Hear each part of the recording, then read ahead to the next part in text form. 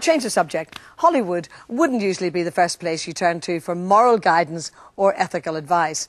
But with the release of the new blockbuster movie Blood Diamond, Tinseltown is taking the lead on exposing what it sees as the questionable ethics of the diamond trade. It's even influenced some major stars to refuse to wear diamonds on the red carpet. Well, a recent industry shake-up has removed at least 12% of what are known as conflict diamonds from the market. But there are fears that some stones are still tainted with exploitation, suffering and terrorism. So could fair trade or even the church help to solve this problem? Our reporter Anita Rani went to investigate.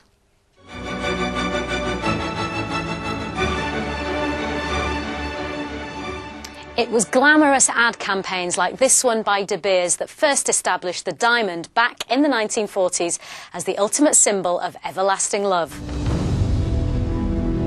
But the recent Hollywood blockbuster Blood Diamond has revived scrutiny of the industry. The film tells the story of how diamond trade fueled relentless faction fighting which tore Sierra Leone apart. Blood or conflict diamonds are stones sold to buy weapons in conflict zones.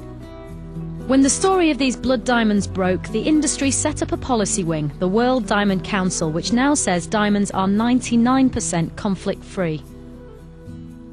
Business, governments have worked together and they've developed a very rigorous audit scheme called the Kimberley process, which is a legally binding requirement that all diamonds traded should have forgery proof certificates that prove that those diamonds came from conflict-free zones. A consumer going into a store has the option of asking the sales executive for a copy of the company's policy on conflict diamonds. And that means a Kimberley certificate for every piece of jewellery. We put this to the test, asking to see certificates at a random selection of shops. Some could only assure me verbally, but most had something on paper. So what do Global Witness, the watchdog organisation that helped set up Kimberley, make of our results? So Alex, I've seen the certificates. That must be proof that the Kimberley process is working. Unfortunately, it's not proof. Diamonds are smuggled on a daily basis, in particular from Angola, from Sierra Leone, from Liberia. Everywhere you have alluvial diamonds and you have porous borders, these diamonds will be smuggled.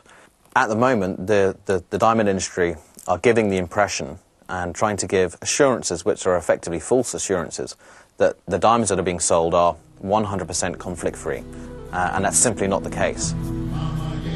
Conflict, though, is only one problem in the diamond minefield. Global Witness, Amnesty and others are concerned about countries which are conflict-free but have unregulated markets ridden with unethical practices.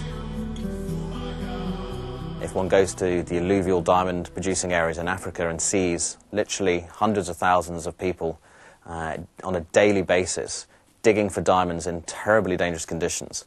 You have mine collapses, people are buried alive, and these are people that are digging for literally less than $1 a day. And it's really nothing more than bonded slavery.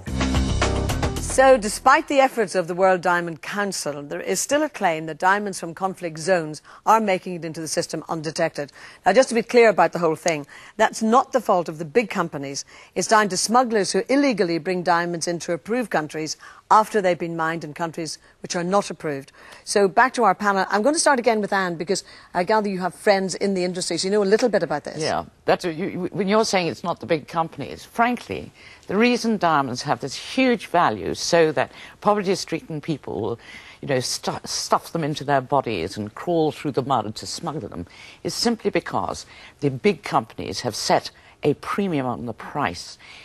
Diamonds are actually extremely common. They wouldn't be so expensive and therefore not so valuable if people like De Beers didn't control the prices. And they are extraordinary people. I went to Kimberley with the Duke of Edinburgh, as one does, Kimberley being the headquarters of De Beers, and they were extremely snotty and wouldn't allow him onto the particular floor where the main diamond trading is done. I said to them, excuse me, he's got better rocks at home than you have. But it is But De Beers then control control the diamonds, yeah. Yeah. Absolutely.